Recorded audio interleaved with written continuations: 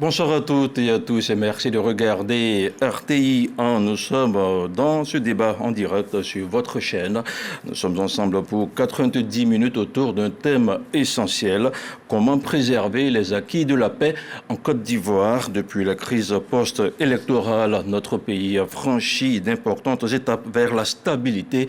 Mais les défis demeurent: cohésion sociale, engagement citoyen, rôle des institutions et prévention des conflits.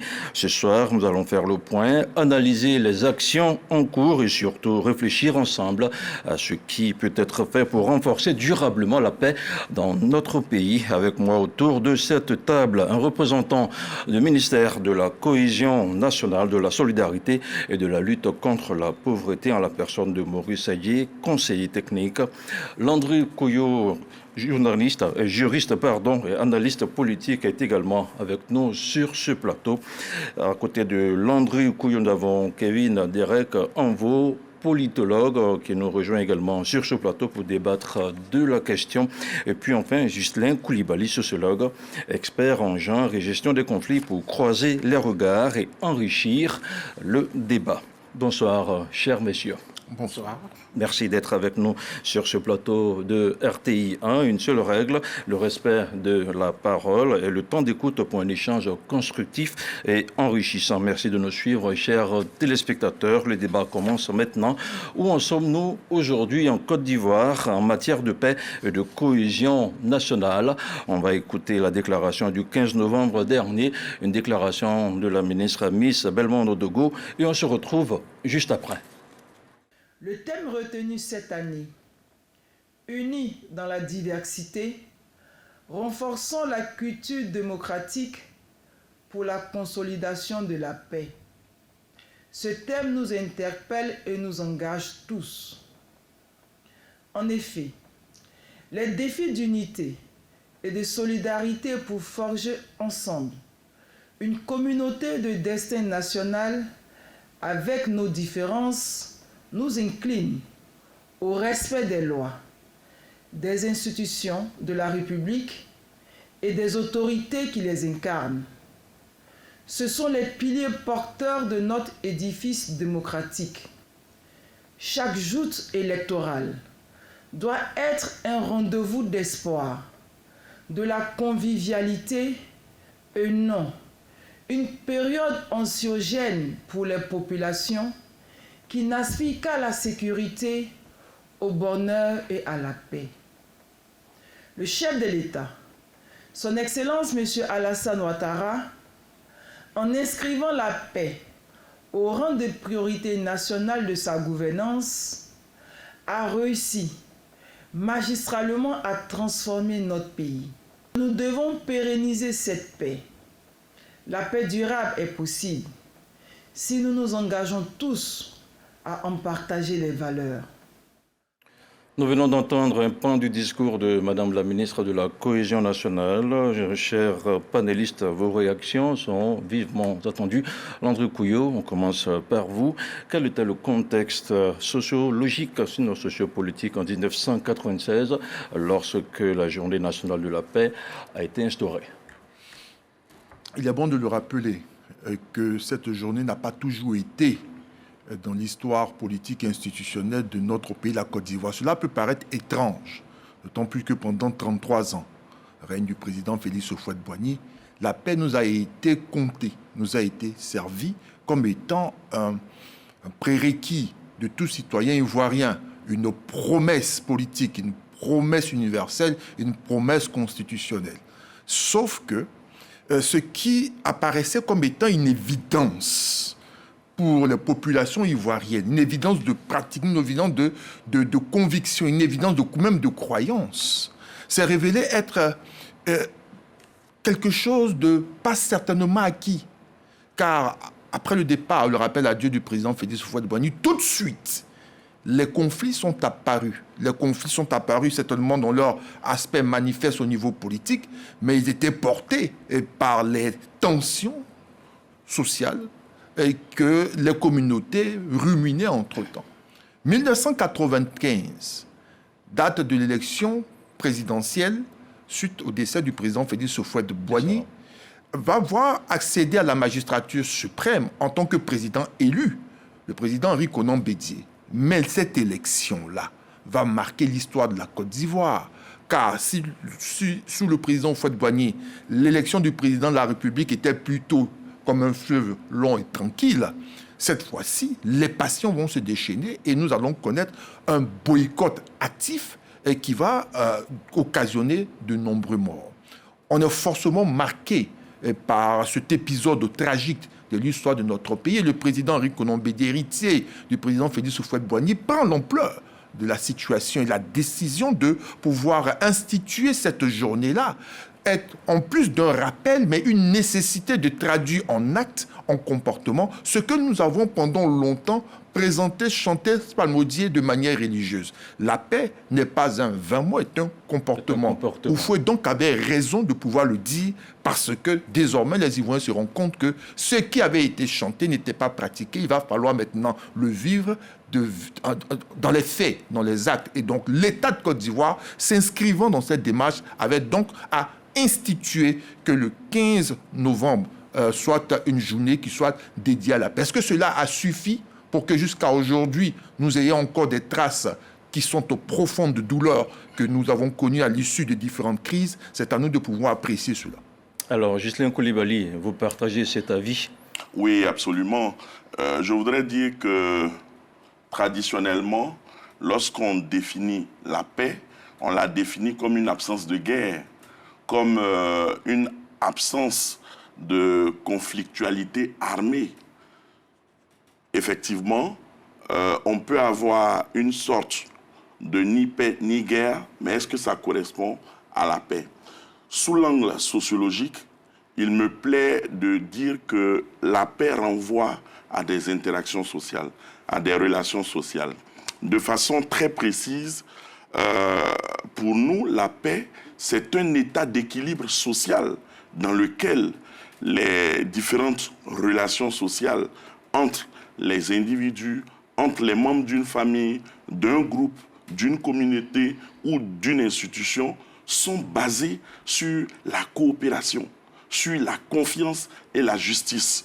C'est pour cette raison qu'en sociologie, pour nous, la paix pourrait se stratifier. 1. La paix est un processus. Ce n'est pas quelque chose de figé. Il faut le savoir. La deuxième chose, la paix est un construit social. C'est une donnée qui se fabrique. Donc, et le troisième élément, c'est une norme collective qui repose sur les comportements, mais aussi sur les institutions. Notez deux dimensions. La dimension négative de la paix. Parce que lorsque nous sommes dans une paix négative, on peut avoir cette absence de guerre ou cette absence de conflit ouvert. C'est une paix négative. Mais la paix également peut être positive. Une paix positive, c'est une paix qui repose sur le respect des institutions. C'est une paix qui repose sur la justice sociale et c'est une paix qui lutte de façon franche contre toutes les formes de discrimination. Donc je suis d'accord, la paix est une donnée comportementale qui est influencée par nos croyances, qui est influencée par notre idéologie. Et donc, pour nous, aujourd'hui, c'est de voir, quand vous regardez la situation ivoirienne, sommes-nous dans un contexte de paix négative ou de paix positive? Et tout à l'heure, nous allons décrypter. Nous allons décrypter. Kevin Anvo, qu'est-ce qui s'est passé entre-temps pour qu'il y ait des fissures entre les populations ivoiriennes juste après le décès du président Félix Houphouët-Boigny? Beaucoup de choses. Je pense que Landry, plus ou moins, avait mentionné quelques aspects des éléments que nous avons pu traverser à partir de l'effectivité du multipartisme jusqu'à la seconde, je dirais pas la première élection présidentielle, puisque la première, c'est déjà en 90, avec le président Félix Houphouët-Boigny lui-même.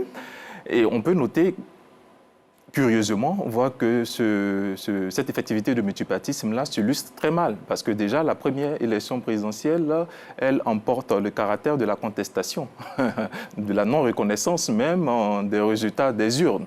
Et on va traîner ce fardeau-là, cette suspicion continuelle et permanente à travers tout le récit politique qui va s'en suivre. 1995, nous avons aussi une élection contestée, non reconnue par une classe politique, qu'elle ait participé ou non aux élections. Il y a un rejet systématique et à partir de là, un climat de méfiance permanent va s'installer, il va encore s'accentuer, s'appesantir. Et à partir des années de 1999, on vit ce que j'appelle le comble de la République, parce qu'on assiste à un coup d'État qui va venir briser la République. On assiste à une sorte de fracture de la République. C'est ça. Après cette fracture de la République, malheureusement, on ne saisit pas la chance et l'occasion qu'on pouvait se donner à travers l'assise nationale du Forum national qui a eu lieu en 2001 pour pouvoir repartir sur de nouvelles bases et reconstruire cette République fracturée. Et les brebis que nous traînons vont nous porter à une autre fracture qui est une fracture sociale, notamment avec la rébellion que nous avons vécue et qui nous a traîné à cette crise qui a été le point culminant de la crise, c'est celle de la crise politique de 2010-2011. Ensuite, la Côte d'Ivoire frôle le pire, mais évite quand même le chaos. Mais à partir de là, c'est quasiment un pays en lambeaux. Que le président de la République, son Excellence Alassane Ouattara, récupère et fournit les efforts nécessaires pour pouvoir faire renaître de ses cendres. On peut quand même se réjouir des efforts qui ont été faits et surtout de l'esprit du peuple ivoirien rattaché à la volonté de paix. Parce que d'autres pays ont vécu des situations similaires et ne s'en sont jamais relevés. Je vous devrais peut-être en citer, mais quand vous partez un peu dans le centre de l'Afrique ou encore dans la corne de l'Afrique avec le Soudan et autres, vous voyez qu'ils ont beaucoup de difficultés. Exactement. Donc c'est vrai que notre processus de justice transitionnelle, de renaissance n'est pas parfait, mais on peut quand même se féliciter des petits acquis que nous avons déjà eus jusqu'à ce jour. Peut-être au cours des échanges, nous pourrions revenir sur ce qui a été marqué comme forme d'insuffisance à l'intérieur de ce processus de justice transitionnelle depuis 2011 jusqu'à ce jour, et puis certainement formuler les recommandations nécessaires pour pouvoir consolider le peu d'acquis que nous avons eu sur ce chantier de la paix et de la réconciliation. Voilà qui est bien perçu. Maurice Adjé, conseiller technique au ministère de la Cohésion nationale. Vous venez d'écouter Madame la ministre, Miss Belmondo. Qu'avez-vous retenu? Quelle est aujourd'hui la position du gouvernement vis-à-vis des Journées nationales de la paix? Merci. Il faut indiquer que la Journée nationale de la paix, instituée en 1996, pour moi, représente dans sa première phase une célébration de la pensée politique du président Félix Houphouët-Boigny, puisque de 1960 jusqu'à son décès, l'axe de son action politique reposait sur la paix. Et après son décès, son successeur a bien voulu graver dans le marbre des célébrations nationales la Journée nationale de la paix. Premier constat, hommage au président Félix Houphouët-Boigny. Deuxième élément, en gravant cette journée dans le marbre des célébrations nationales, en faisant une solennité, c'est presque comme un acte de confirmation qui permet à la Côte d'Ivoire de se projeter dans son futur en prenant en compte cette pensée qui est essentielle dans notre vécu. Et je pense que c'est le sens du message de Madame la ministre qui a insisté sur l'importance capitale de la paix pour la Côte d'Ivoire, mais aussi la paix dans un contexte de démocratie maîtrisée au regard de son environnement, du respect des lois et des institutions de la République. Alors, je voudrais rappeler à nos chers téléspectateurs qui nous prennent en marche sur RTI que vous participez à cette émission en scannant le code QR qui s'affiche en ce moment sur votre écran. Vous pouvez poser des questions que nous allons ici transmettre en retour à nos panélistes qui sont ici présents sur ce plateau. Kevin Anvo, le choix du 15 novembre est-il purement symbolique ou possède-t-il un poids historique spécifique, vous en tant que politologue? Je pense pour ma part qu'il fallait choisir, une date assez symbolique pour pouvoir marquer, comme l'a signifié tout à l'heure le conseiller technique, non seulement l'hommage au président Félix Houphouët-Boigny, mais à la fois ancrer cette culture de paix qu'on attachait toujours à la Côte d'Ivoire. Alors, certainement, je ne saurais relever les motivations qui ont conduit le président à l'époque, Henri Konan Bédié, à choisir la date exactement le 15 novembre de façon spécifique. Du 15 novembre de façon spécifique. Mais ce que nous pouvons déjà dire de cette date de cette date du 15 novembre dans le cours des événements Maurice Adjé veut réagir, il me semble. De la Côte d'Ivoire, on pourrait déjà faire noter que, comment on dit ça, l'élection du président de la République se tient en 1995, en octobre. Par la suite, se tient l'ensemble des élections législatives et locales, et nous tombons dans les années 95. Donc on a passé le cours des troubles politiques pour pouvoir redonner un nouveau visage, un renouvellement des institutions. À partir de cet instant, le président de la République, Henri Konan Bédié, fait un acte fort pour pouvoir choisir la date du 15 novembre comme étant cette journée de la paix qui doit être célébrée chaque année. Voilà. Alors, selon vous, la façon dont le gouvernement valorise cette journée dans l'agenda national, est-ce qu'il a fait de la meilleure des façons? Landry Couillot. Déjà, l'on ne peut pas nier la volonté des gouvernements successifs, depuis 1996, de pouvoir donner un contenu, et le bon contenu, à cette journée-là. Je tiens à faire noter que dans le propos porté par Madame la ministre, elle évoque un élément qui est important, qui est la culture démocratique. On ne peut, au-delà de l'hommage rendu à Houphouët-Boigny, c'est plutôt un pic de rappel des années Houphouët-Boigny et de la philosophie Félix Houphouët-Boigny, puisque je dis que le jeu politique et la mauvaise foi a exacerbé les tensions internes. La non-reconnaissance, comme disait Dr Anvo, la non-reconnaissance des résultats de l'élection de 90 va donner naissance à une sorte de coutume politique où on ne reconnaîtra jamais les résultats des élections. Vous semblez dire que les Ivoiriens ont manqué un moment de culture démocratique. Mais c'est en cela que Madame le ministre le rappelle. C'est le manque de culture démocratique, le fait de ne jamais vouloir reconnaître sa défaite, le fait de contrarier la victoire de l'autre et sa légalité et sa légitimité, et qui contrarie et met à mal la question de la paix. C'est bien de ça qu'il est question. Puisque le plus souvent, les grandes tensions que nous avons se construisent autour du phénomène électoral. Ce phénomène électoral-là lui-même devient un enjeu particulier parce qu'on y greffe, au-delà des intérêts politiques, on y greffe autre chose, l'acquisition de richesses, la manifestation, l'expression de soi, de son existence en tant que groupe politique, groupement ethnique et autres. Tout ça y rentre. Il ne faudrait pas pouvoir occulter ça. On aurait bien voulu que l'ordre politique et démocratique ait à régler, à trancher ces questions, sauf que le manque de culture démocratique des plus hauts responsables de la Côte d'Ivoire ne fait que plonger le pays dans des situations difficiles. Et nous sommes dans une situation où, de manière périodique, les Ivoiriens sont dans une situation de stress. Et ce stress-là, on ne peut pas le nier. Et cette journée-là, elle a une connotation particulière. Parce qu'à l'occasion de l'élection du président en date du 25 octobre, les Ivoiriens ont connu un stress mais qui atteint un niveau très élevé. J'ai envie de vous prendre un peu au mot. Comment est-ce que vous pouvez parler de culture démocratique alors que le pays a longtemps été dans le parti unique pendant très longtemps?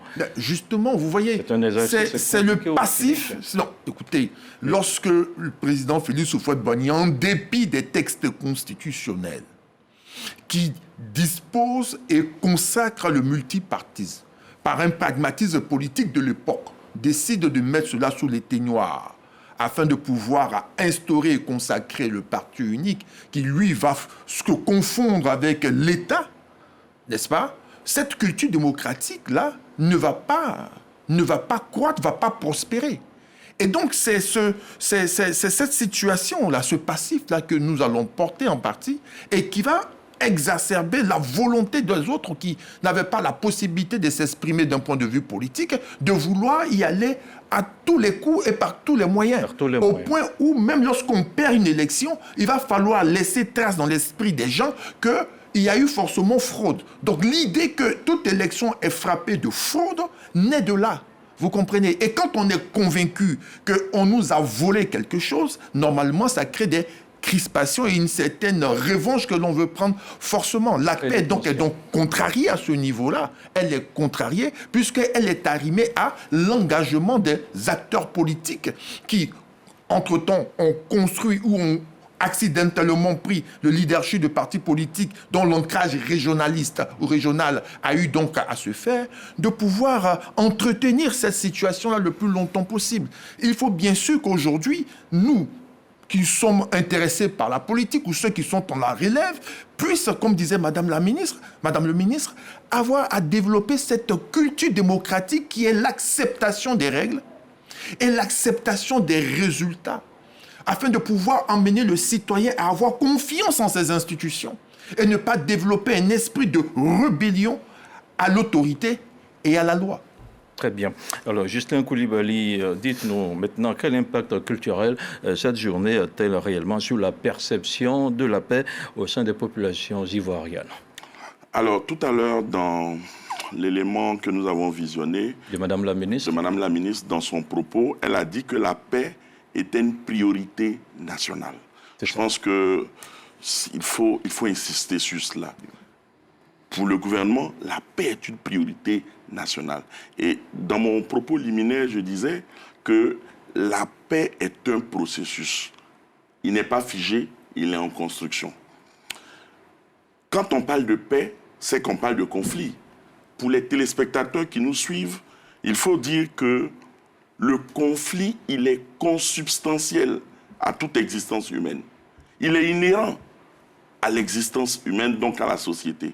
Autrement dit, il ne saurait exister de société sans conflit. Parce que le conflit, c'est en réalité cette divergence d'idées, cette divergence d'intérêts, cette opposition entre des groupes sociaux, mais en réalité, c'est une relation sociale au sens sociologique plein du terme.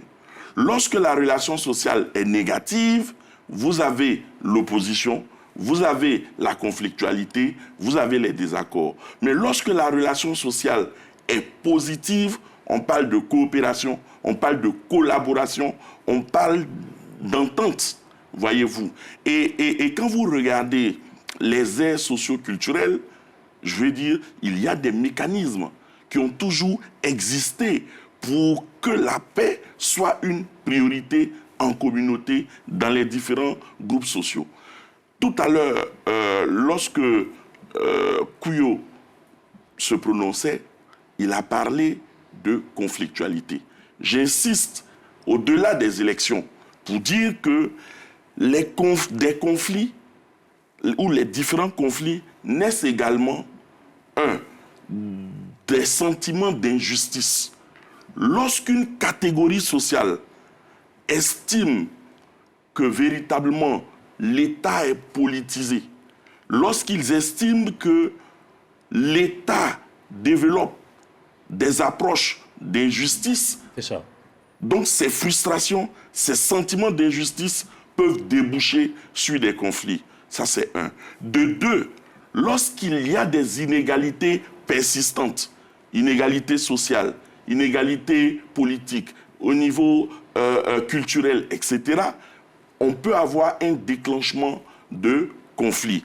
Mais un autre élément important, lorsqu'on a un accès inéquitable aux ressources générées par l'État, ça peut également être un déclencheur de conflit. Donc pour nous, au-delà des élections qui ont été mises sur la table, il faut être sensible aux inégalités, aux injustices et à cette répartition, je veux dire, du fruit de la croissance qui pourrait être inéquitable. Si c'est inégalement réparti, ça peut aussi être un déclencheur de conflit. Donc, pour nous, pour qu'on garde un environnement favorable, pour que justement tous les citoyens se sentent dans un environnement sécurisé. Il faut veiller à ces leviers dont je viens de parler. Différents leviers que vous venez de citer. Je voudrais rappeler que nos téléspectateurs réagissent au code QR partagé. Nous avons une première question, celle de M. Koné. La notion de l'ivoirité n'est-elle pas à la base de la fracture de notre cohésion sociale? Maurice Adjé.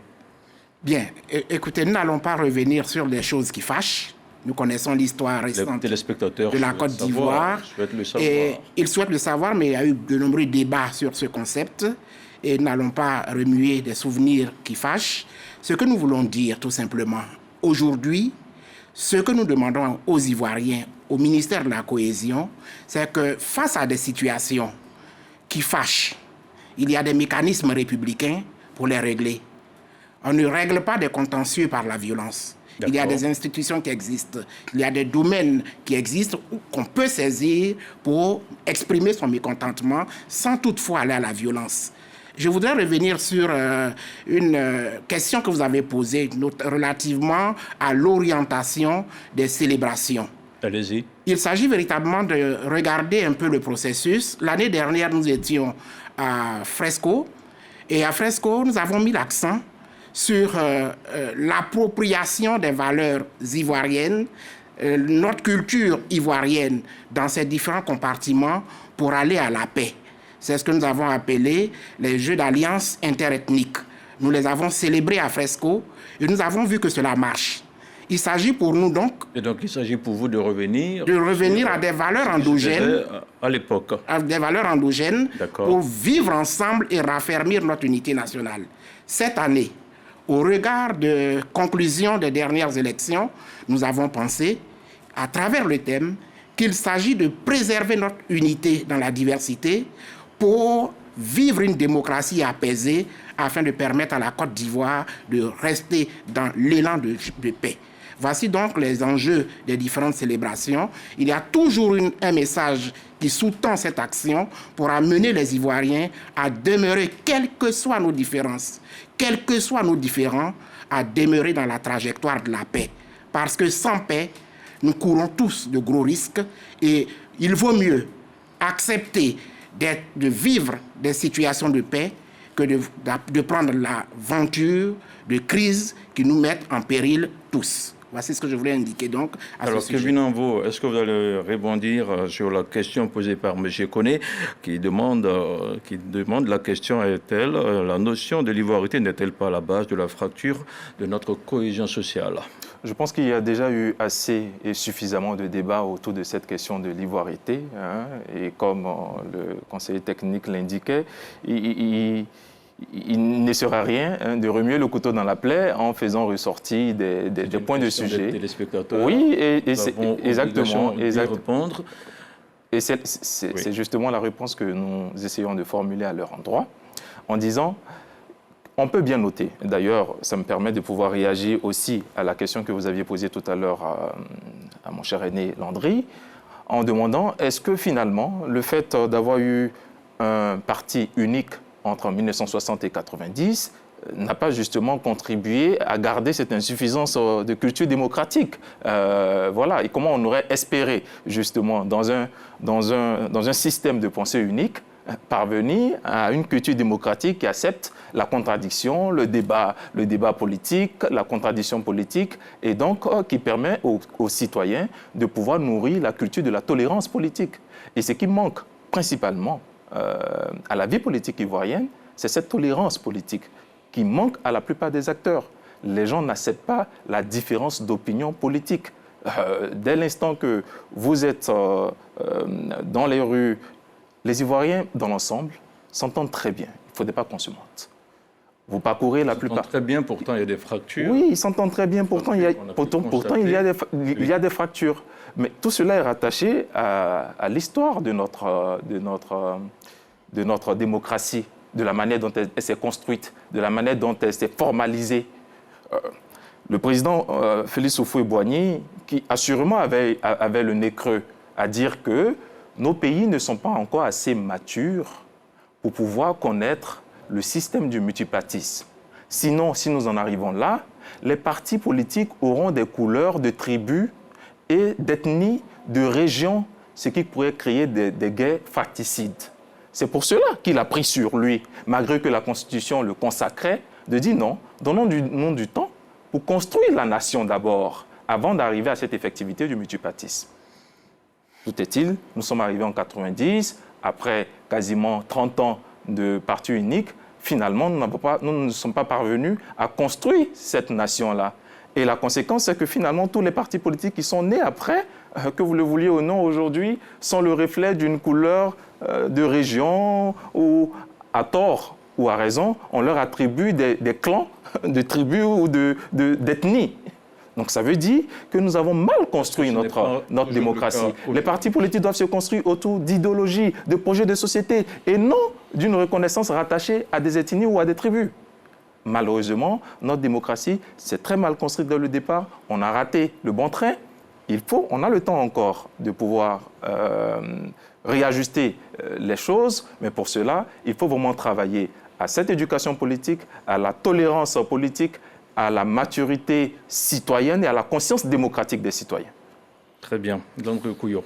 Oui, vous savez, si nos frustrations, nos sentiments d'injustice connaissent un pic dans le cadre du débat ou de la compétition politique, tout revient à l'idée que nous avons du pouvoir politique et de ce que l'on peut en tirer. Si le pouvoir politique n'est qu'un instrument par lequel on exerce une offre de gouvernance afin d'égaliser les chances de réussite des uns et des autres, on ne tombe pas dans le piège de la confrontation et de la conflictualité.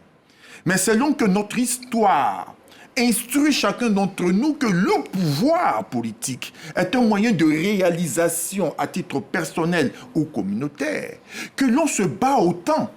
Si je ne l'ai pas, je ne peux rien être. Je n'existe pas du tout.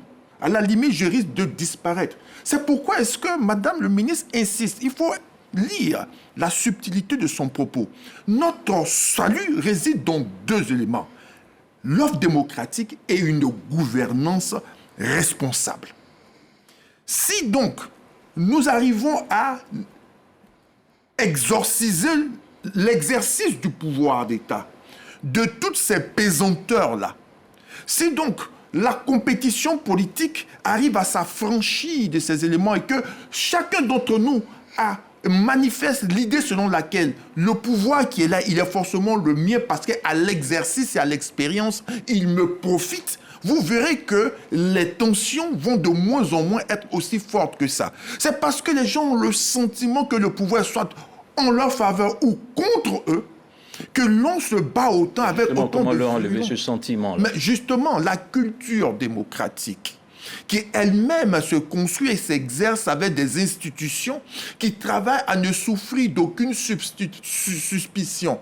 Le fait d'avoir des institutions qui soient animées par des personnes qui, à titre personnel, manifestent une éthique presque irréprochable et s'engagent dans une démarche déontologique, en appliquant les règles elles-mêmes, feront que nous manifesterons davantage, génération après génération, suffisamment de confiance en ces personnes-là, en ces institutions et aux fruits du travail que celles-ci accomplissent. Mais si une partie de la population entretient l'idée que l'exercice du pouvoir et la gouvernance n'est pas forcément faite pour eux, il est tout à fait mécanique que l'on va aller de conflit en conflit et l'autre sort va dépendre non pas de notre rationalité, mais de la capacité de l'État à date de pouvoir contenir les virulences des uns et des autres. Or, aujourd'hui, l'idée, c'est que l'État de Côte d'Ivoire veut aller au-delà de la force de l'État, de sa capacité à contenir, afin que chacun d'entre nous soit protecteur de cette démocratie-là en s'affranchissant. Et la culture et l'éducation politique, démocratique et citoyenne doivent pouvoir contribuer à ça. Alors, une autre question avant de passer à la deuxième partie de cette émission, adressée à Ghislain Koulibaly, une question de Ouattara Mamadou, qui nous écrit de la Côte d'Ivoire, qui dit « Comment est-ce que la paix peut consolider le cœur des Ivoiriens ?» Autrement dit, comment la paix peut apaiser le cœur des Ivoiriens? Alors, ce que je voudrais faire noter, au moment où nous participons à cette émission, peut-être une question de fond. Est-ce qu'aujourd'hui, cette paix est visible? Je dirais oui. la paix est visible. Cette paix, elle est perceptible et les indicateurs sont légion. Quand on regarde les 15 dernières années, on note une certaine stabilité dans le pays. Mais cette stabilité, parfois, repose sur 3 piliers. Le premier pilier, c'est le pilier sécuritaire. Parce que quand on regarde de 2011 à ce jour, regardez les indices de sécurité, si je ne me trompe, nous sommes nettement améliorés. Nettement améliorés. Oui. Nous sommes passés de 6,8 aujourd'hui à 2,1. Et donc pour nous, c'est véritablement une des réussites du gouvernement actuel qui a travaillé à créer un environnement sécurisé sur l'ensemble du territoire. Cela ne veut pas dire qu'il n'y a pas des défis liés au terrorisme, à Kafolo, au niveau de nos frontières et autres, mais il faut reconnaître que c'est un pilier de cette stabilité. Le deuxième pilier, ma foi, c'est la croissance qui est forte. Et quand on regarde cette croissance, en dépit des crises sanitaires qu'on a connues, le gouvernement a travaillé à faire en sorte que nous ayons une croissance vraiment constante et améliorée. Et peut-être ce qu'on peut relever comme défi, c'est vrai qu'il y a croissance, mais est-ce qu'aujourd'hui, cette croissance est redistribuée? Parce qu'effectivement, la question de l'équité autour de la redistribution peut être également un déclencheur de sentiments d'injustice et peut perturber la paix. Le dernier élément, c'est la stabilité institutionnelle. Aujourd'hui, nos institutions ont été remises à flot et aujourd'hui, nous avons des institutions qui fonctionnent. La preuve, on a organisé plusieurs élections dans ce pays. Et donc, pour moi, c'est une stabilité institutionnelle qui concourt avec ce que je viens d'expliquer, la croissance forte et le pilier sécuritaire, à cette stabilité. Mais ce que je note, et pour terminer et en répondant aux téléspectateurs, ce que je note, c'est que sous l'angle sociologique, cette paix est marquée par des fractures. Il faut le reconnaître. Le premier niveau de fracture, c'est la fracture intergénérationnelle ou la fracture générationnelle. Est-ce que vous êtes en train de dire que c'est une paix de façade? Non. La paix est réelle, mais elle doit être consolidée. Elle doit être consolidée tout simplement parce que quand vous prenez la base pyramidale de la Côte d'Ivoire, c'est une base large, avec 75% de jeunes. Est-ce que la croissance forte dont on parle a touché cette cible? Parce qu'aujourd'hui, on a encore des défis de sous-emploi, des défis de chômage, des défis de migration clandestine qui constituent des leviers de fragilité de la paix. Voyez-vous, on a aussi, au-delà de cette fracture générationnelle, on a une fracture territoriale. Quand vous prenez les zones oubliées, c'est les zones périurbaines, c'est les zones rurales. Et donc ces zones rurales-là, si effectivement l'investissement n'est pas continu et massif pour améliorer leurs conditions de vie, vous verrez qu'il peut y avoir des déclencheurs de conflits. Et je termine sur la stabilité, la fracture institutionnelle. C'est vrai qu'il y a eu des efforts, mais au niveau de la fracture institutionnelle, il faut reconnaître qu'il y a une grosse méfiance d'une partie de la population en ces institutions, qui estime que ces institutions sont politisées, qui estime que ces institutions, aujourd'hui, sont aux ordres. Donc, il faut justement gérer ces 3 fractures pour qu'on puisse avoir cette stabilité. Et c'est en cela que la paix est importante. On peut avoir des divergences. On peut avoir, je vais dire, des courants de pensée différents, mais il faut qu'on s'accorde sur le minimum. C'est l'intérêt général du pays. Et c'est la Côte d'Ivoire. Sortons des logiques de sédition. Sortons des logiques qui visent à déstabiliser. Nous n'avons qu'un seul pays opposant comme personnalité politique au pouvoir. Nous devons nous accorder sur un bien, et ce bien suprême, c'est la Côte d'Ivoire. Comment sauvegarder les acquis de la paix en Côte d'Ivoire? Justement, c'est le thème de ce soir que vous suivez en ce moment sur RTI 1. Et justement, je vous propose de regarder ce reportage signé Alexis Ouedraogo qui revient amplement sur la thématique. Au lendemain de la crise post-électorale de 2011, la Côte d'Ivoire se lance dans un pari audacieux. Reconstruire la nation, rebâtir la paix. Très vite, des institutions sont mises en place pour prendre en charge victimes et bourreaux.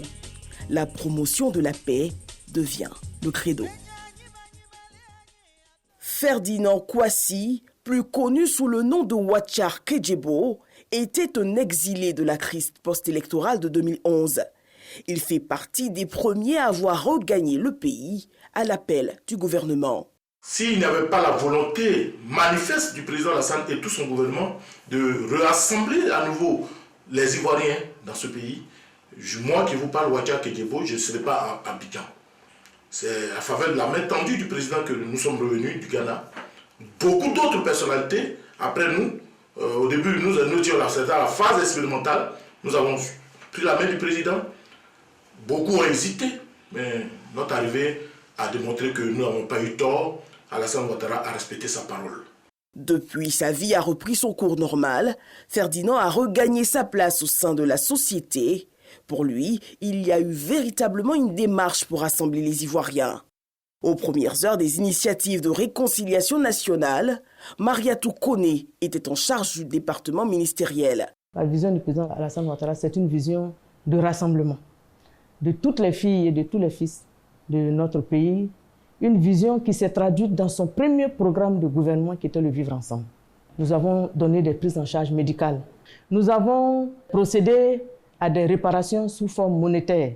Nous avons également organisé des activités génératrices de revenus. La deuxième grande action, c'était les dialogues intercommunautaires. Permettre aux gens de se parler. Se parler, ça guérit. Près de 300 000 Ivoiriens étaient sortis du pays.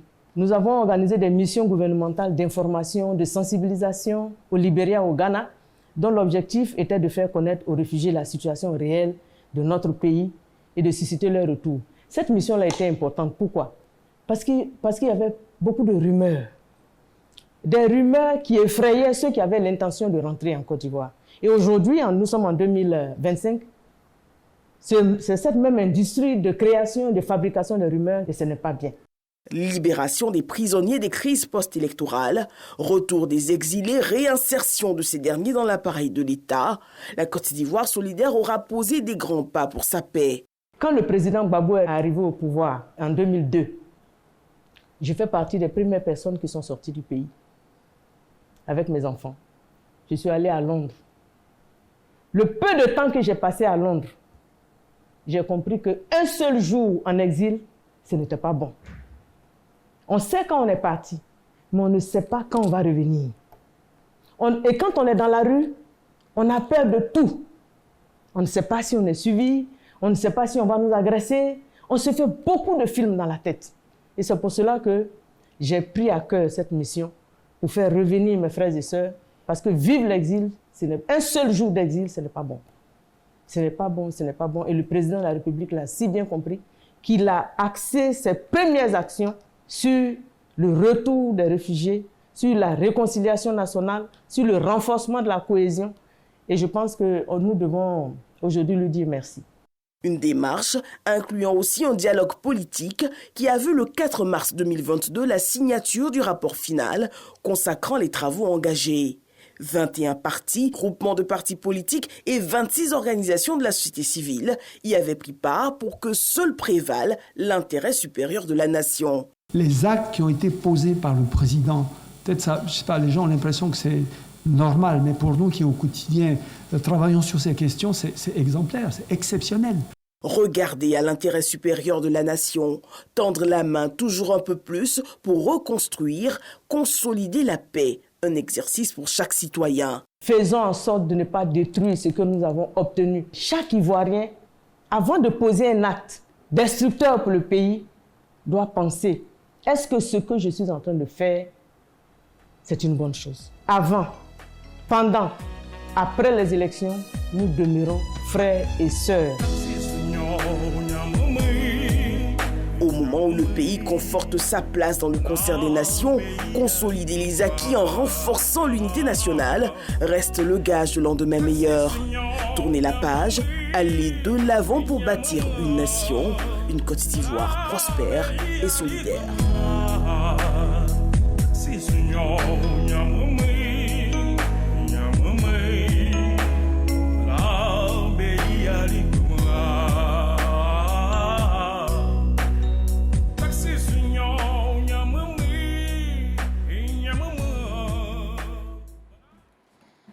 Nous venons d'écouter les témoignages poignants de ces personnes de retour au pays pour participer à la construction de la Côte d'Ivoire. Réaction, cher monsieur, très rapidement, un dernier tour de table avant de passer au second point de cette émission. Landro Couillot, très rapidement. Très rapidement, il faut préciser que le président Alassane Ouattara a d'abord travaillé à reconstruire un État. Un État dont la mission est de protéger les siens des attaques externes, de protéger les citoyens d'eux-mêmes, de protéger les gouvernants des citoyens, les citoyens des gouvernants. Il a réussi ça. Et cela nous a permis d'avoir de la stabilité. Cela nous a permis d'avoir un développement économique et social. Cela nous a permis d'avoir un rayonnement international. Ce que le docteur appelle la paix est négative. Mais elle est importante.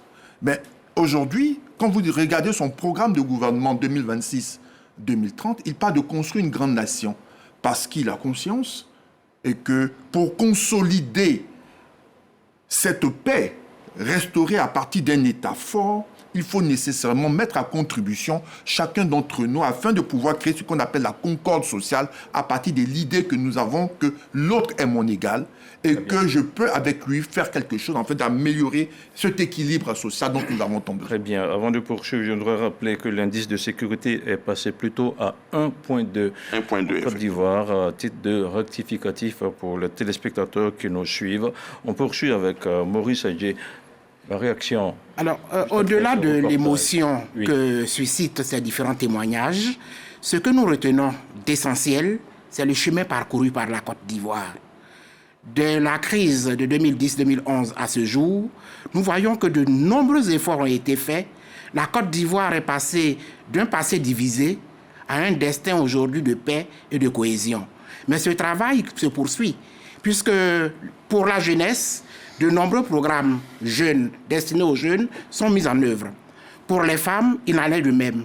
Pour les couches défavorisées, il y a aussi des programmes, au titre par exemple du ministère de la Cohésion nationale, de la solidarité, de la lutte contre la pauvreté. On peut citer le programme des filets sociaux et l'actualité en ce moment. Ce sont par exemple les popotes familiales qui permettent aux Ivoiriens les plus vulnérables de bénéficier de la solidarité de la nation afin de leur permettre de retrouver leur dignité. Et je termine là-dessus. La misère, la pauvreté ne font pas bon ménage avec la paix. Le gouvernement en a conscience et c'est pourquoi des actions de relèvement des couches les plus faibles, les plus vulnérables, ces actions soutiennent donc cet élan vers la marche pour la paix. Et le gouvernement travaille dans ce sens. Kevin Envo, très rapidement, en 30 secondes, sur le reportage qui vient de passer. Alors, beaucoup de choses ont été faites. Je pense que beaucoup de choses ont été faites. Et le conseil technique, on a parlé, Landro Couillot également. Je voudrais plutôt que nous tournions un peu le projecteur vers ce qui pourrait constituer les formes d'insuffisance.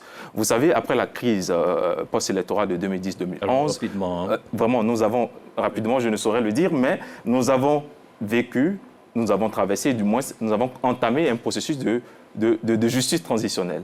Ce processus de justice transitionnelle, l'avons-nous suffisamment évalué? Où en sommes-nous avec ce processus de justice transitionnelle?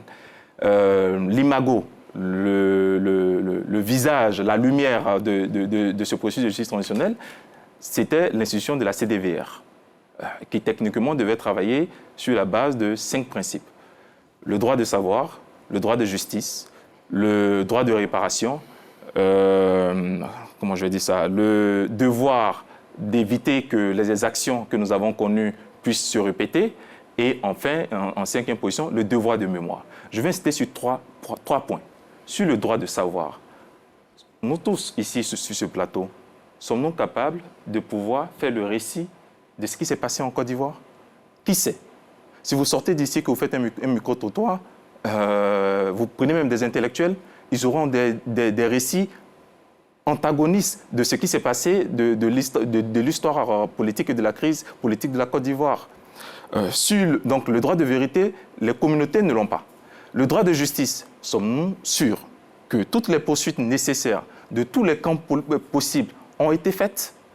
Oui ou non, la question reste posée. Le droit de réparation, les chiffres nous donnaient environ autour de plus de 800 000 demandes enregistrées, avec environ un peu plus de 300 000 personnes éligibles, dites victimes. Les autres, on ne sait pas. Peut-être qu'elles sont victimaires, elles ne sont pas peut-être des victimes directes, elles sont peut-être victimaires, mais on ne nous a pas dit qu'est-ce qui a été fait de cette différence-là. Entre 300 000 et plus de 800 000 dossiers reçus. Encore, sur les 300 000 éligibles, combien aujourd'hui ont été véritablement indemnisés? C'est ça. Donc, on n'a pas tous ces éléments. Le dernier élément, le devoir de mémoire. On sait tous, la commission, la CDVR, même si elle a été au tout départ un peu polémique, on peut quand même reconnaître le travail, on peut saluer le travail efficace qu'a mené l'ancien Premier ministre Charles Konan-Banny, justement. Même si encore le peuple ivoirien n'a pas eu l'entièreté des rapports et il a fallu bien quelques années plus tard pour que la présidence nous sorte un rapport partiel, entre griffes, bien résumé d'environ une centaine de pages. Mais dans cet élément-là, on peut voir le travail scientifique mené sur le terrain et qui est à apprécier. Mais malheureusement, il y a eu beaucoup de blocages type politique qui n'ont pas permis à cette commission-là d'aller au bout de son action pour réussir son processus de justice transitionnelle. Je me réjouis parfois qu'on puisse évaluer le niveau de la paix en parlant de l'indice de sécurité. Tout à l'heure, le sociologue Gervais avait mentionné le principe de la paix négative et de la paix positive. Mais la paix positive, elle ne se mesure pas par l'indice de sécurité. On peut bien mesurer la paix négative par l'indice de sécurité, mais la paix positive, elle se mesure par d'autres indices, tels que l'indicateur de confiance aux institutions, des citoyens aux institutions, l'indice score de cohésion sociale. Évoquons et interrogeons ces chiffres pour savoir si effectivement nous avons atteint un certain minima satisfaisant du processus de réconciliation et de paix en Côte d'Ivoire. Très bien. Alors, avant de passer la parole à Ghislain Koulibaly, nous avons une question d'un autre téléspectateur, M. Yoro, qui demande à savoir quel mécanisme de gouvernance favorise la stabilité et la paix durable, quelle politique publique devrait être renforcée pour éviter le retour de conflits, et enfin une dernière question, comment renforcer la confiance entre l'État et la population pour consolider la paix? Ghislain Koulibaly. Alors, ce qu'il faut dire, c'est que pour avoir la paix, il faut qu'on ait une gouvernance qui repose sur la justice sociale, qui repose sur l'équité et donc qui lutte contre toutes les formes d'inégalité. Et j'insisterai sur l'accès équitable aux opportunités, l'accès équitable aux ressources. Parce que ce que je peux noter, c'est que le gouvernement a œuvré pour la stabilité dans ce pays. Le gouvernement a mis en place des mécanismes de paix. Ils ont proposé des infrastructures de paix. Vous avez parlé de CDVR, de CONARIV, de l'Observatoire national de la cohésion sociale, etc. Et quand vous êtes en milieu rural, il y a des mécanismes de gestion de conflits et de paix. Mais ce que nous constatons avec ces dernières élections, c'est que les Ivoiriens sortent de ces élections encore plus divisés. En dépit des efforts qui ont été consentis par le gouvernement, les Ivoiriens sont divisés. On note également des discours de haine. Et surtout au niveau de l'opposition, vous avez vu tous les appels à la sédition, vous avez vu tous les appels à la déstabilisation. Ce ne sont pas des actes républicains. Ce sont des comportements infractionnels. Et donc pour moi, cette paix que nous avons est une paix fragile. C'est une paix partielle. Quand vous prenez par exemple la résolution 1325, je dois avouer ici que nous avons une participation malheureusement encore limitée des femmes dans les infrastructures de paix. On peut regarder, vous verrez que là où il y a les infrastructures de paix, pour nous, on a une représentation déséquilibrée des femmes par rapport aux hommes. Un dernier élément sur lequel je voulais insister. quand nous sommes dans un pays où les femmes sont victimes de féminicide, où les femmes sont victimes de violences basées sur le genre, à savoir les cas de viol, les cas de violences physiques, les cas d'agression sexuelle, les cas de déni de ressources, d'opportunités, de services, les cas de violences psychologiques et émotionnelles. Aujourd'hui, nous sommes en 2024. Les derniers rapports, l'annuaire statistique, c'est plus de 9000 cas de violences basées sur le genre que nous avons enregistrés et effectivement pris en charge. Cela veut dire qu'il y a la sécurité de tous qui n'est pas encore une réalité, et surtout la sécurité des femmes. Et pour moi, on n'est pas encore dans la plénitude de la paix. C'est pour cela que je parlais de construction. Il faut continuer à œuvrer pour que la paix se stabilise dans notre pays. Maurice Adjé, dites-nous comment est-ce que cette journée s'intègre-t-elle dans la politique globale de cohésion nationale? Merci. Cette journée, comme nous l'avons indiqué au début des propos, est une journée commémorative. Mais aussi, elle interpelle les consciences de chaque Ivoirien à la nécessité de s'approprier la paix.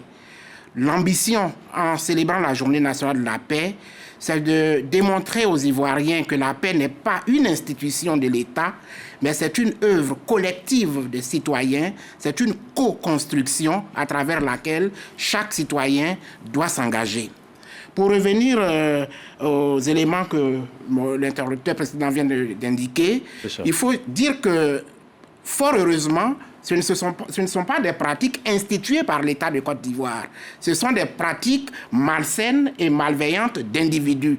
Et c'est justement pour cela que le pouvoir public, l'action publique, agit pour mettre fin à ces pratiques. Fort heureusement, le dispositif législatif et légal punit ces actes-là et les autorités en charge de ces différentes sphères d'action agissent pour qu'elles ne se répètent plus jamais. Concernant les féminicides, vous avez vu plusieurs membres du gouvernement monter au créneau chaque fois que cela arrive pour reprouver cela et apporter l'assistance et la compassion, et en même temps, l'action judiciaire est mise en œuvre. Il faut donc dire, c'est vrai, nous sommes dans une communauté nationale, il y a des comportements déviants, mais l'État de Côte d'Ivoire, dans la plénitude de l'exercice de sa souveraineté, ne tolère pas des actes qui mettent en mal la cohésion nationale. C'est pourquoi il est fait appel à chaque Ivoirien de comprendre que notre vécu commun ne peut s'articuler qu'autour des lois de la République. En dehors des lois de la République, nous n'avons aucune chance de vivre en paix et de vivre dans la cohésion tant souhaitée. Ghislain Coulibaly, peut-on dissocier paix et justice dans l'analyse de la stabilité de la Côte d'Ivoire? Sinon, comment est-ce que les jeunes générations comprennent-elles l'origine et le sens de cette journée?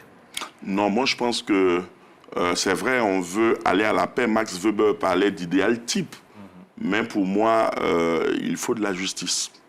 Il faut de la justice. Il faut effectivement permettre aux institutions juridiques et judiciaires de faire pleinement leur travail. Et après, par des compromis politiques, par le pouvoir discrétionnaire du chef de l'État, il peut donner peut-être l'amnistie, etc. Donc pour nous, on ne devrait pas passer sous pète et profit, je veux dire, tous ces actes d'incivisme, parce qu'il faut le dire haut et fort. En Côte d'Ivoire, on note beaucoup de cas d'incivisme. Et ce sont des comportements qu'il va falloir adresser. Parce que le déficit de culture démocratique dont parlait Couillot, mais l'une des dimensions, c'est l'incivisme. C'est parce que justement, on ne respecte pas nos institutions qui régulent nos comportements en société. Et comme on vient de le dire, force reste à la loi. Force reste à la loi. Et donc pour nous, il y a un processus de justice transitionnelle qui peut être amorcé, mais cela passe par la justice et cette justice nous permettra de situer les responsabilités et après, on peut apprécier politiquement la situation. Alors, nous sommes sur un plateau de télévision. Landrou Couillot, dites-nous à présent comment est-ce que les médias peuvent-ils mieux valoriser cette célébration dans l'opinion publique? Déjà, le rôle des médias, c'est de mettre en lumière, de mettre la lumière sur des faits, sur des situations, tout en évitant des contrastes qui nous emmèneraient à avoir une perception contrariée ou mal perçue de ce qui se passe en tant que tel.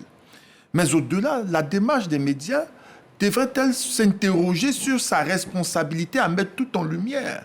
Quand bien même je suis un média et que je suis porté à faire savoir tout et tout faire savoir, comment est-ce que je le fais? Est-ce que je le fais avec circonspection, sans jamais trahir mon engagement professionnel? Parce qu'aujourd'hui, de quoi s'agit-il? C'est une question d'éthique, finalement. Exactement, de quoi s'agit-il? D'éthique et de responsabilité. Exactement, de responsabilité. Vous avez un État qui se construit. Et construire un État n'est pas une mince affaire.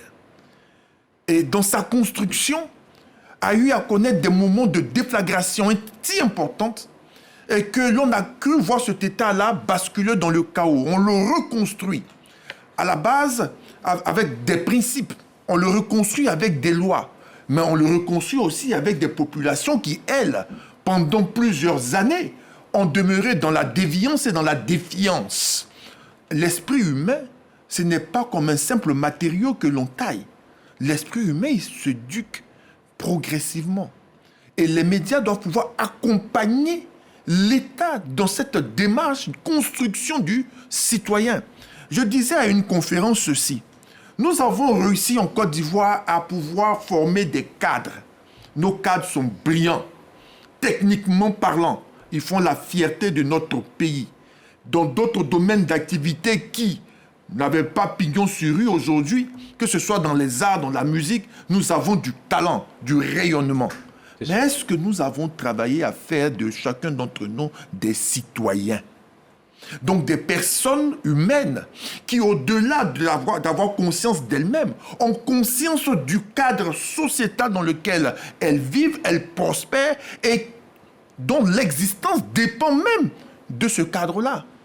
Est-ce que le médecin qui sort de la faculté de médecine, là, est-ce qu'il a une démarche citoyenne au point où lorsqu'il a un malade qu'il reçoit, il voit en lui non pas un simple matériel biologique, mais un autre citoyen dont le fait de lui sauver la vie lui permet à la société d'avoir toujours un travailleur qui va participer à la création de la richesse et qui va être un excellent contribuable. Est-ce qu'on a la perception de cela? Est-ce que lorsque je porte des injures contre qui que ce soit ou que je repense à vie privée en public, je m'interroge de savoir, mais est-ce que je ne suis pas en train de détruire une pièce importante de la construction de notre société? C'est de cela qu'il est question. L'école de la République doit, au-delà de construire des techniciens, doivent principalement construire des citoyens. Et même si, à l'issue du cursus de l'enfant, ils ne arrivent pas à aller à des niveaux plus élevés, au moins, même ailleurs, la conscience citoyenne soit un acquis fondamental, de sorte à faire l'économie de personnes déviantes, de personnes défiantes et des personnes qui sont prêtes, pour quelque raison que ce soit, de faire savoir à l'État que son premier ennemi est à l'intérieur. Et donc, en définitive, quelle est la posture à tenir pour les médias, pour la presse et tout ça? Mais la presse doit être accompagnatrice de cela. Moi, je crois pour ma part qu'elle doit s'engager à ça. Notre but aujourd'hui, c'est de construire. D'abord, on a un État qui a été mis à l'épreuve. Même quand on est de gauche. Pardon? Même quand on est de gauche. Mais même, attendez, est-ce que notre appréciation idéologique du monde fait de nous des personnes étranges ou étrangères au monde dans lequel on est? Être de gauche, c'est d'avoir une appréciation autre que celui de droite dans la gestion des affaires publiques. Mais en tout état de cause, il faut bien qu'un État existe pour pouvoir le diriger. En tout état de cause, il faut qu'il y ait une population qui apprenne à vivre ensemble pour que vous puissiez la gouverner. S'il n'y a pas d'État, s'il n'y a pas de population qui est capable de vivre ensemble, que vous soyez de gauche, de droite ou du centre, vous serez incapable de gouverner. Ou alors, on voudrait bien gouverner une partie de la population. Mais quel bénéfice pourrait-on en tirer? Aujourd'hui, la Côte d'Ivoire a besoin de ce qu'elle soit construite, bâtie, mais que ça paie. que la paix de ceux qui sont à l'État, que la paix de ceux qui nous survivront, dépendent de la participation de chacun d'entre nous, et je le précise. Ce n'est pas avec des simples êtres humains qu'on construit une société, c'est avec des citoyens, donc des personnes dont le niveau de conscience est élevé, de sorte qu'ils puissent avoir comme appréciation, au-delà de leur intérêt particulier et personnel, l'intérêt général. Et l'intérêt général, ce n'est pas spontané. L'intérêt général, c'est un acquis culturel qui nécessite que dans la construction de l'individu, l'école soit l'école de la République. Kevin Amvo, est-ce que selon vous, le climat politique actuel est stabilisé ou bien est-ce qu'on observe encore des signes de méfiance entre les différents acteurs ? À l'évidence, si vous appréciez les conditions dans lesquelles la récente présidentielle s'est tenue, je crois que l'observation directe de cette situation-là permet de donner un élément de réponse à votre question. La fracture politique et la méfiance, la crise de confiance entre les acteurs politiques eux-mêmes, elle est toujours persistante, malheureusement. Elle est toujours persistante. Alors, on a entendu pendant ces 3 derniers mois, ou un peu plus d'ailleurs, une revendication ou un appel à un dialogue politique permanent avec des avis qui divergeaient sur la nécessité, oui ou non, d'avoir ce dialogue politique permanent. Je pense quand même, la Côte d'Ivoire, c'est le pays de Félix Houphouët-Boigny, qui nous parlait de la culture de la paix et qui disait que la paix n'était pas un vain mot, c'était un comportement, une attitude quotidienne à tenir et à savoir faire. On a un leader politique farouche opposant du président Félix Houphouët-Boigny qui nous a laissé entendre cette rhétorique politique qui dit « asseyons-nous et discutons ». C'est ça. On a le président Henri Konan Bédié qui, de son sceau, quand il débutait son mandat de 95, on vient de le dire, en 96, institue de façon formelle une journée de la paix. Nous avons d'ailleurs, dans le dernier élément de programme de campagne de son Excellence, le président Alassane Ouattara, qui avait mis la question de la paix au cœur de son action de cette Côte d'Ivoire plus grande. Alors, si tous ces acteurs politiques qui d'ailleurs, de part et d'autre, la passion portée à leur endroit cristallise le champ politique, sont rattachés en ce dénominateur commun qui est la paix. Pourquoi et qu'est-ce que ça coûte à la Côte d'Ivoire de garder un cadre permanent de dialogue politique pour pouvoir justement briser ces élans de crise de confiance et de méfiance permanente entre les différents acteurs. La méfiance, elle est persistante, malheureusement, et il faut que nous travaillons tous ensemble à pouvoir permettre à chacun des groupes significatifs, des groupes politiques et autres, de se remettre en cause.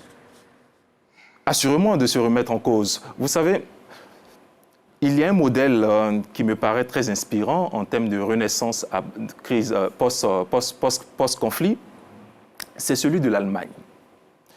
L'Allemagne, après 1945, a été complètement détruite, brisée. Et pourtant, l'Allemagne, elle s'est renouvelée et elle est passée de rien à devenir aujourd'hui un symbole de nation, comment je vais dire ça, qui donne à envier.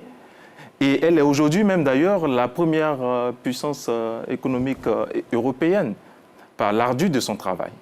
Mais vous savez, l'Allemagne a une spécificité qui lui est d'ailleurs quasiment propre, qu'on retrouve bien moins dans certains pays.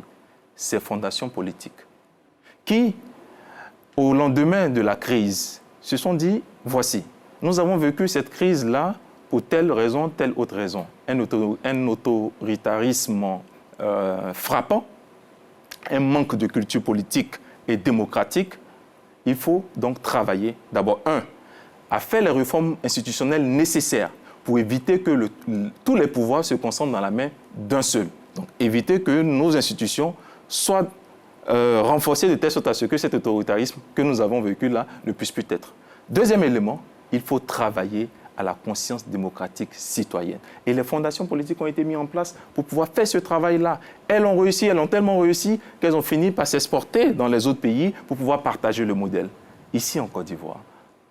Qu'attendons-nous justement pour donner du contenu et de la contenance à cette journée du 15 novembre? D'ailleurs, la Fondation Félix Houphouët-Boigny, moi je dis c'est un outil puissant que le président Félix Houphouët-Boigny a laissé comme héritage à la Côte d'Ivoire. Qu'en faisons-nous?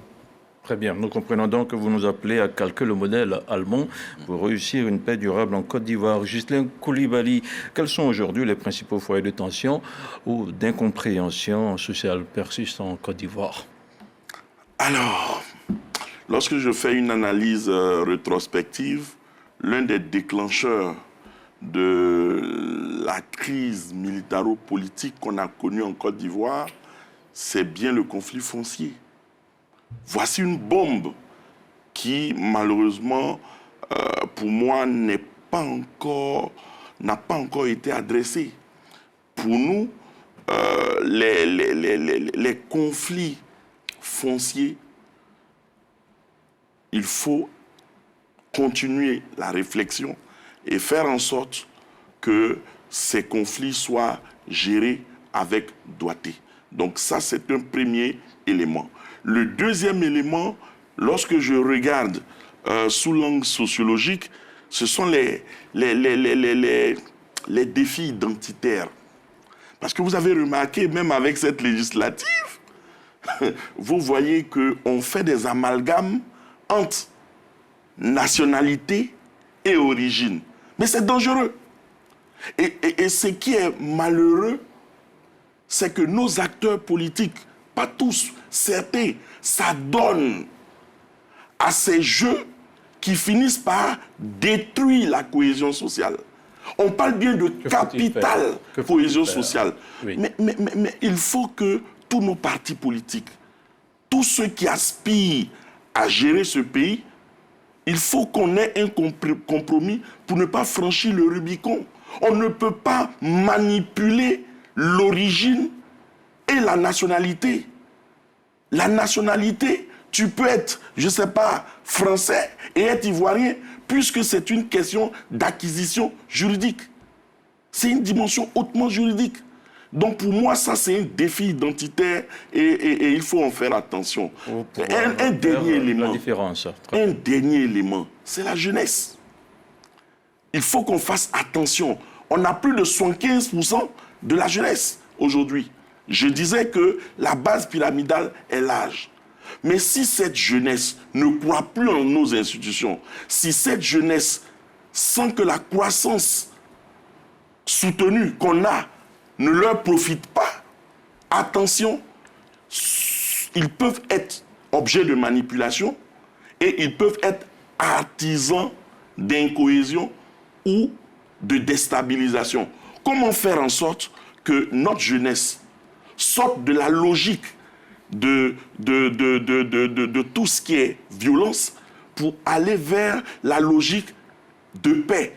Il faut qu'on fasse de notre jeunesse des artisans de paix. Donc il faut mettre sous contrôle la question du sous-emploi, la question du chômage. Et j'ai entendu dire parfois que la migration clandestine, ce n'est pas pour les pauvres. Soit. Mais je vous dis, le sentiment d'injustice sociale, la persistance des inégalités sociales peuvent créer le lit à la fragilité de cette paix que nous recherchons tant. Très bien, nous avons planté le décor. Nous allons maintenant passer aux pistes de solutions avec ce reportage réalisé par Siaka Kone. La Côte d'Ivoire vient de franchir une étape électorale. Une élection présidentielle sans violence majeure en dépit de quelques incidents. Un acquis salué par tous, mais à maintenir car, au-delà du vote, le vivre ensemble doit être une culture. Pour la jeunesse, cette élection est le fruit d'un travail acharné. Le regard était plutôt rivé vers la jeunesse, une jeunesse qui a fait plus ou moins preuve donc de responsabilité. Et pour les législatives, nous nous projetons encore avec cet angle-là, avec les bénévoles pour la paix qui ont été mobilisés, avec également un système d'alerte précoce qui est venu donc renforcer la contribution donc des jeunes dans tout ce qui concerne la promotion de la paix, du dialogue et du renforcement donc des valeurs et des principes entre les communautés. Pour ces législatives, nos attentes seront les mêmes. Faire en sorte que ces élections se tiennent dans un climat totalement apaisé. Nous aurons plus de personnes donc, sur le terrain. Les bénévoles, c'était 6 000. Nous ferons en sorte qu'il y ait une couverture nationale aujourd'hui. Mais nous ferons en sorte qu'il y ait plus de présidents de jeunesse de villages et quartiers engagés sur ces questions-là quand on sait que la paix est un credo aujourd'hui pour la Côte d'Ivoire. Du côté des communautés religieuses, l'appel est à l'action continue. Les violences enregistrées sont regrettables, elles doivent être évitées. Avec nos compères chrétiens, nous nous sommes retrouvés pour faire une prière de paix ensemble au nom de notre beau pays, la Côte d'Ivoire, qui nous est très cher, afin que ce que prend le chef d'État, qui est la cohésion sociale, le vivre ensemble, soit une vérité. Les médias ne sont pas en reste. La volonté de se défaire d'un certain cliché a prévalu au sein de la presse en ligne au cours de cette échéance. Le grand défi est venu du côté digital, c'est-à-dire les réseaux sociaux, où nous avons assisté à une affluence de fausses nouvelles, de désinformation et surtout des discours de haine. Et nous, à notre niveau, nous avons essayé, comme nous pouvions, avec nos réseaux, de faire du fact-checking. Les observateurs de la scène politique saluent une fois de plus cette démonstration des parties prenantes au cours de la présidentielle 2025. Ça, c'est une grande première en Côte d'Ivoire, où le vaincu appelle le vainqueur pour le féliciter. C'est une bonne chose. La Côte d'Ivoire avance vers une démocratie confortable. Et c'est ce que nous souhaitons. Une élection, moins de violence, avec plus de responsabilité venant de la jeunesse. La présidentielle a contribué à forger le visage démocratique de la Côte d'Ivoire. Le maintien de la paix sociale doit continuer d'habiter la conscience collective.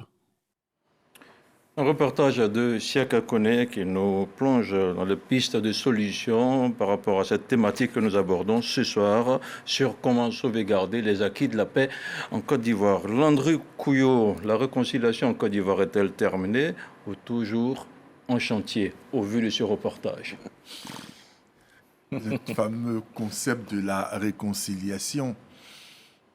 Vous savez, lorsque vous comprenez qu'une société est dynamique et que celui qui était là peut ne plus être là demain, mais qu'il peut laisser en héritage un mode de pensée, un narratif à quelqu'un d'autre qui va lui survivre, avec qui vous parlez.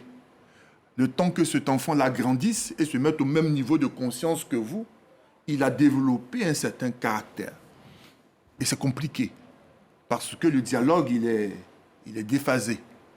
Ce que je veux dire, c'est que, comme l'on dit que la paix est une construction, elle doit être aussi aperçue comme étant une promesse universelle, une promesse constitutionnelle, une promesse politique, une promesse de gouvernance. Pour ma part, au dialogue politique, il ne peut que se concentrer sur les méthodes ou les stratégies de conquête du pouvoir d'État. Vous n'êtes pas en train de répondre à la question. Non, je termine. Je vais venir. Vous n'êtes pas en train de répondre. Non, je vais répondre à ta question. Allez-y. Je crois pour ma part qu'à ce dialogue politique-là qui écarte plus de 99% de la population, il faut un dialogue citoyen. Un dialogue qui se répand dans toutes les sphères sociales. Nous avons un corps social qui est constitué de groupes religieux, de groupes sociologiques, qui est constitué de corps culturels. Il faut bien sûr que l'on puisse encourager les responsables à se parler, les responsables à échanger, puisqu'en réalité, ils partagent le même quotidien, les mêmes défis. Et que ce qui se passe chez Pierre ou dans la famille Kwame se trouve aussi dans la famille Seri. C'est important. Pour moi, à titre de solution, il va falloir que nos enfants qui vont à l'école soient emmenés à intégrer systématiquement les centres de formation civique, là, qui sont des centres où on apprend à devenir un homme engagé pour son pays, un homme engagé pour la République. La Côte d'Ivoire que nous avons aujourd'hui en héritage est une Côte d'Ivoire qui aujourd'hui est fière de disposer d'un État. C'est vrai. Un État qui montre qu'il est fort, il est capable de pouvoir faire face à toutes sortes de contrariétés, c'est vrai. Mais si vous regardez bien la volonté du président de la République, chef de l'État, c'est qu'il comprend en tant qu'homme d'État qu'il nous faut avoir une nation. C'est cette nation qui va garantir à cet État-là de pouvoir survivre. Nous avons des discours qui sont apparus recrudescents, où l'on nie à l'autre ce qu'il est en vrai. Il va falloir combattre cela. Mais pour la meilleure façon de le combattre, c'est de traduire un narratif réel. Et ce narratif réel-là, qui remet l'Ivoirien à sa place et qui nous permet de vivre ensemble, dans l'idée de vivre avec les autres et non pas côte à côte. Ce vivre avec les autres, là, nécessite que nous puissions nous regarder en vrai, que nous puissions nous apprécier en vrai.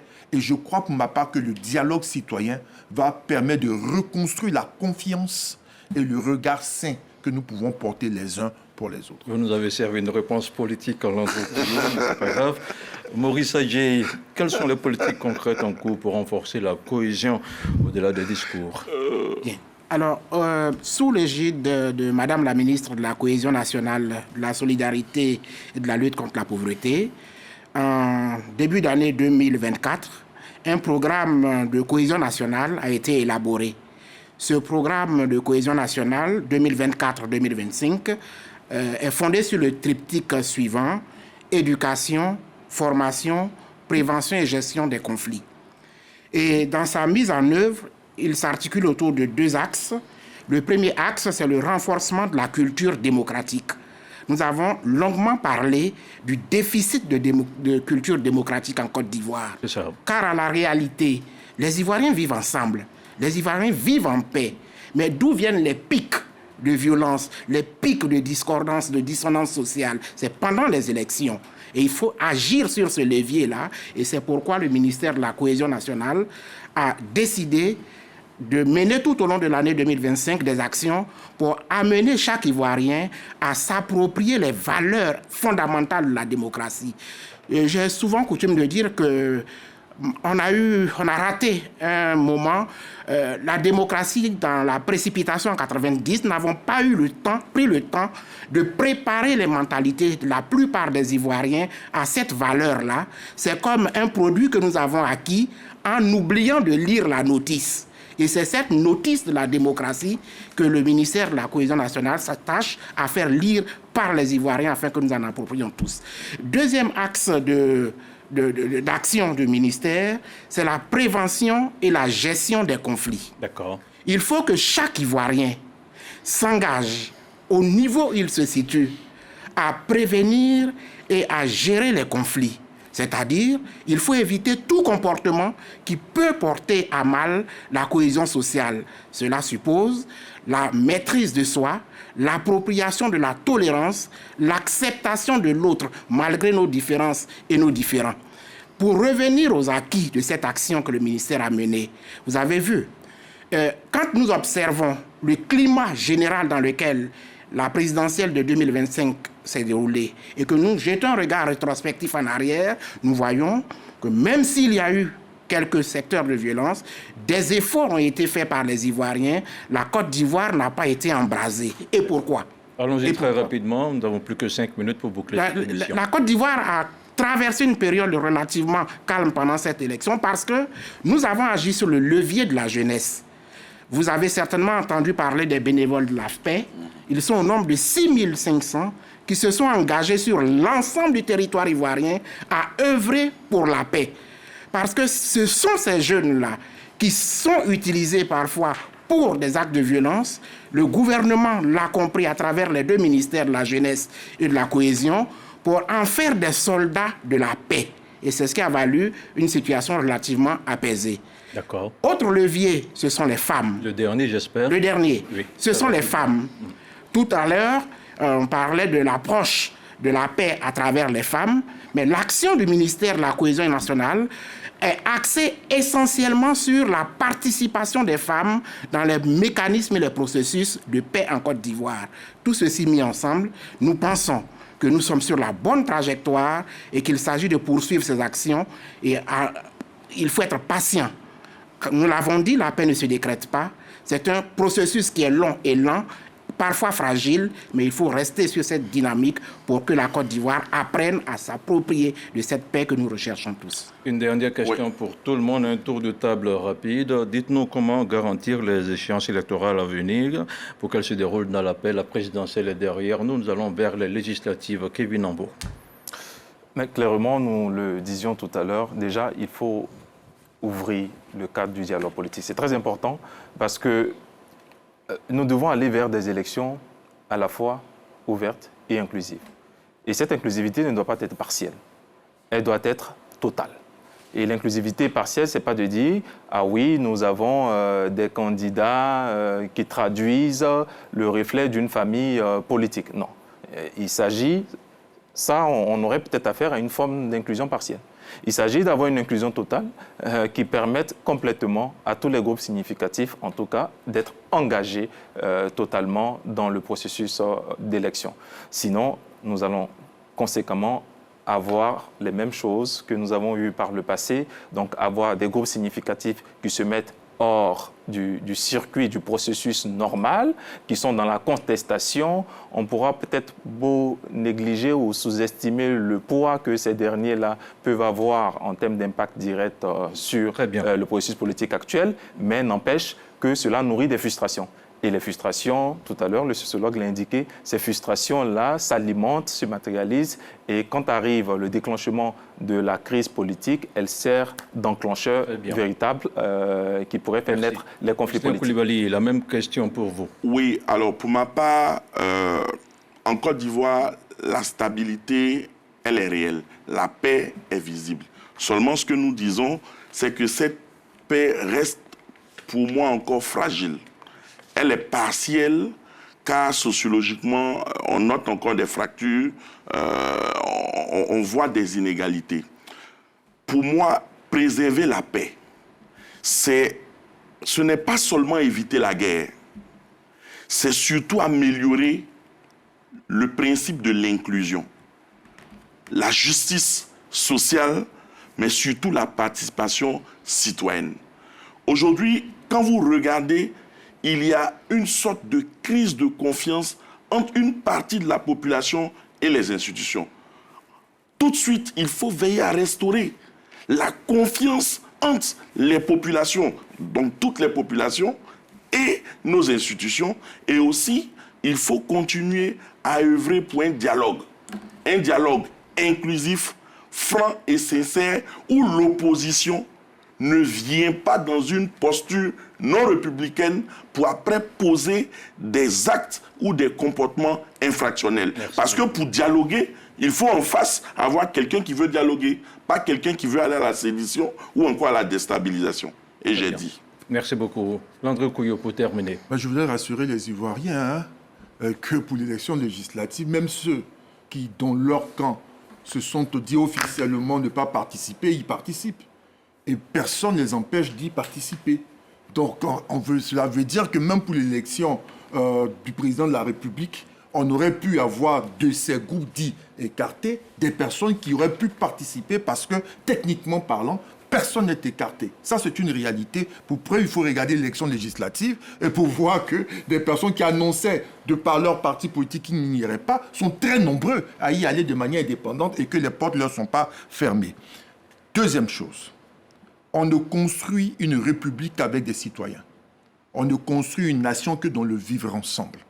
Et une nation qui évolue au sein d'une république est une nation qui est animée par des hommes et des femmes dont le niveau de conscience et d'engagement pour le bien public, pour l'intérêt général, est la chose la plus hautement élevée. L'Ivoirien nouveau n'est personne d'autre qu'un citoyen. Il faudrait qu'au-delà de ce que nous nous apprécions comme Bété, Gouro, Sénoufo, nous puissions pouvoir nous apprécier comme étant citoyens de Côte d'Ivoire, ayant en plus la nationalité.